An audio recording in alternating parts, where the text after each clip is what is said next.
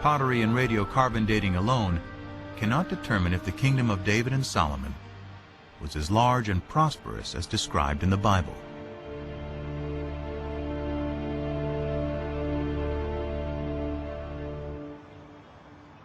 Fortunately, the Bible offers clues of other places to dig for evidence of this kingdom.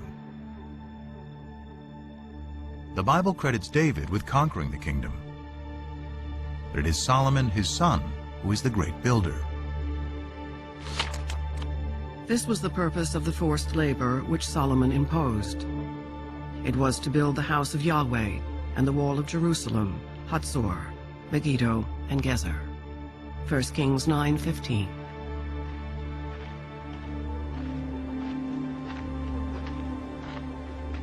Here in Hatzor, Amnon ben Tor, director of excavations, believes this may be evidence of Solomon's building campaign.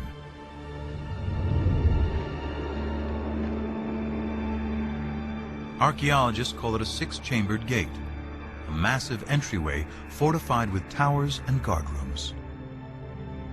Ben Tor's predecessor, Yigal Yadin, first uncovered this structure. It turned out to be a six-chambered gate, and Yadin immediately remembered that a very, very similar gate was excavated at Gezer, and then Chicago University excavated this gate here at Megiddo. Stunned by the similarity of these three gates, Yadin recalled the passage in the Bible. Here we have a wonderful connection of the biblical passage as it shows up in archaeology. Three monumental gates, all based on the same plan, would seem to be powerful evidence not only of prosperity, but also of a central authority. Throughout its history, the Israelites had been divided into tribes,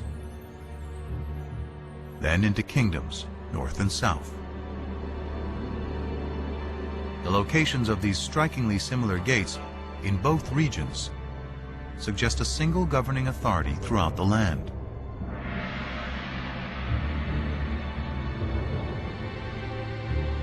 But how can we be sure this is the kingdom of David and Solomon?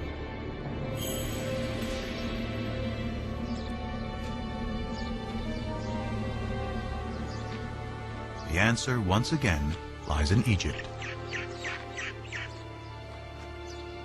The head-smiting scene which you see on this wall commemorates a military campaign conducted by Pharaoh Shishak, or Sheshonq, the founder of Dynasty 22 in Egypt.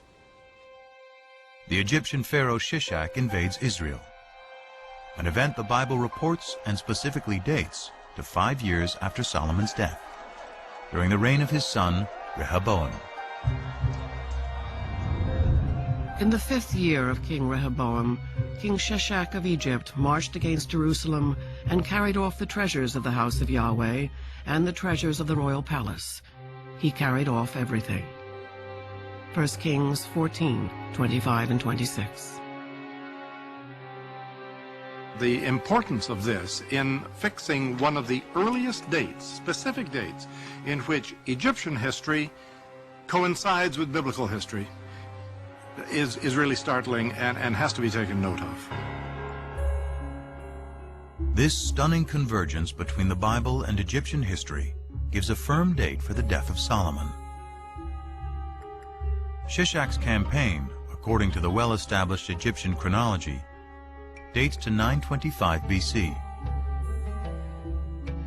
And the Bible says Solomon dies 5 years earlier, which means 930 BC. This is further evidence that David and Solomon lived in the 10th century.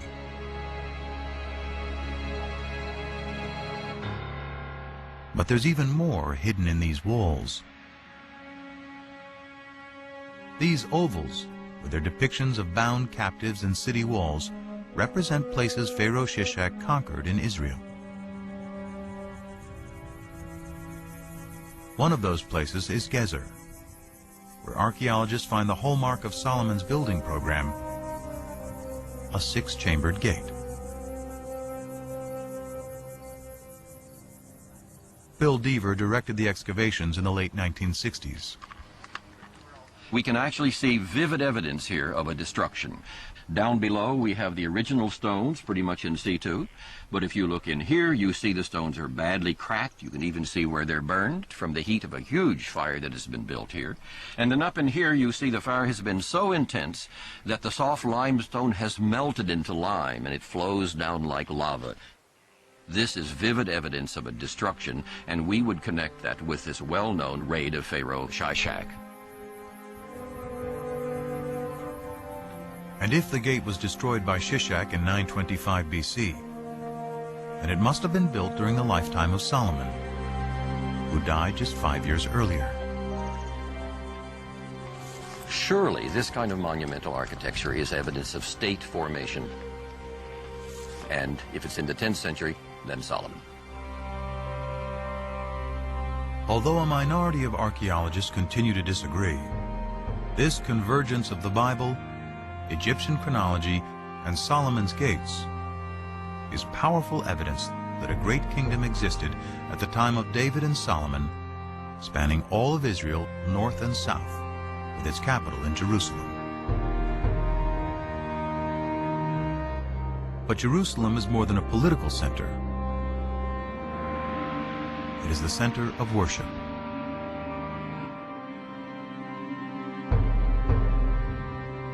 The magic of Jerusalem is the magic of the temple. One temple for the one God. The result is that Jerusalem and the temple emerge as powerful symbols not just of the oneness of God, but also of the oneness of the Jewish people